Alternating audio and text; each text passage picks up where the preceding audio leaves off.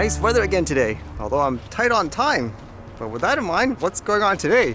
The first thing was I actually got the shipment from Autel. So did they actually, I guess, end up fixing everything per se? Or what did they do after I sent the drone back? So when I opened the package, it seemed like it was brand new in some ways. Now they sent me from what seems like a regular retail package for the Nano Plus, like a standard edition. Because in opening it, it seems like it had all the stuff that you would expect if you bought it brand new retail-wise.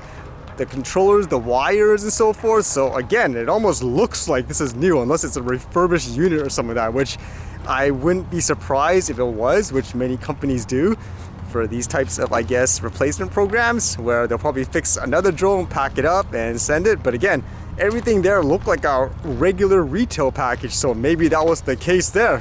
But either way, it seemed good, I guess, visually. Now with the battery though, because again, it looked like it was a regular retail package, there was one battery in the drone, so that's good. I got a replacement in that sense, but if you guys remember, there was two of them that had an issue. So does this mean, for example, since there was only one there, they basically only covered one of the bad battery? I made me wonder if it's a sign that the person processing it didn't really pay attention too much. It was just, okay, another one of this, have them send it in, give them like a new package and all that. I wouldn't be surprised if that is the case actually. So that's kind of weird in that sense, because again, it seems like it's a retail package, like a new one.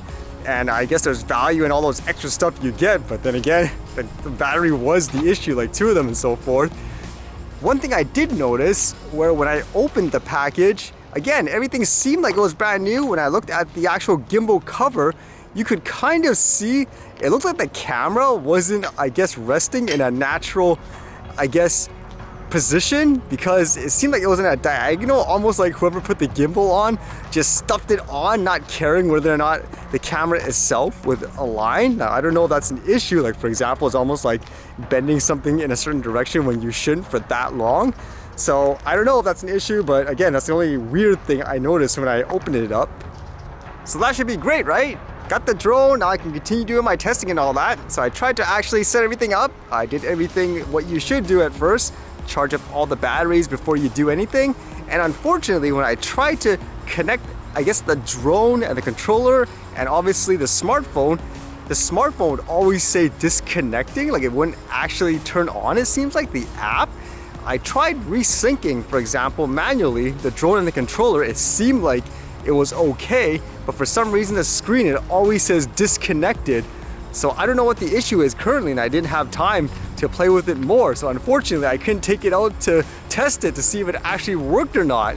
So hopefully I can get it to work, but I guess we'll see. What would you think though? If everything does work, do you think this is as good as it gets in terms of the replacement and all that based on the situation? I didn't get much time to catch up on the news and all, but this is kind of interesting, I guess. Around the province, there's this company building ocean drones, getting some funding. This one says, Saanich Ocean Drone Builder gets 1.7 million boost from BC. A Saanich-based startup is one of 7 organizations to benefit from $7 million in grant from the BC government. The grants are part of the province's Innovative Clean Energy Fund, which is designed to help develop innovative technologies such as blue technology that will benefit the ocean, create jobs, and help reduce greenhouse gases.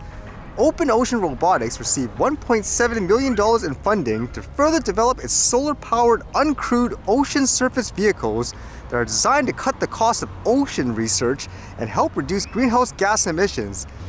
This is a huge, impactful announcement, said Julie Angus, CEO and co-founder of Open Ocean Robotics. Having the support of the BC ICE Fund, allowing us to develop our current technology and roll it out commercially, it's incredibly impactful for the growth of our company, but also for the ecosystem in advancing sustainable ocean monitoring, she said. And apparently it's solar powered and equipped with sensors, cameras, and communication devices, which basically, I guess, capture information, as they say, about the ocean. So that's kind of cool. Looking at it too, I wonder if it could be multi-purpose in the future, kind of like those other ones that you've read where they go out autonomously and they collect garbage. So I wouldn't doubt if that will be something in the future too. They can go out there, collect data for whatever reason, and then at the same time collect any garbage that it sees on its way. That would be kind of good.